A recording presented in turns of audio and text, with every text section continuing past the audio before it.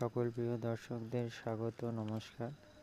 দেখতে পাচ্ছ আমি একটা রকবি অর্থাৎ ডাস মৌমাছির চাক ভাঙতে এসেছি।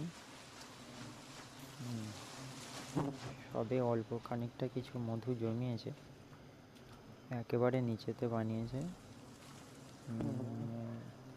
আমার বন্ধুর বাড়ির কাছেই হয়েছে চাকটা, এখনও সম্পূর্ণ সিল হয়নি, তবু অল্প কিছু জমিয়েছে, সেটাকেই ভেঙে নিচ্ছি। কারণ একেবারে বাড়ির পাশেই চাকটা হয়েছে, ওরা খুব ভয় পাচ্ছে যদি তিনি কামড়ে টামড়ে নেয় সেই কারণে। কিন্তু এদের তো স্বভাব অমন নয়, ওদেরকে ডিস্টার্ব করলে তারপরে এরাই কামড়ায়। দেখতে পাচ্ছ মধু অল্পটাই কিছু হয়েছে, সেটাকে কেটে নিচ্ছি। এখন সম্পূর্ণ বসন্তকাল চলছে।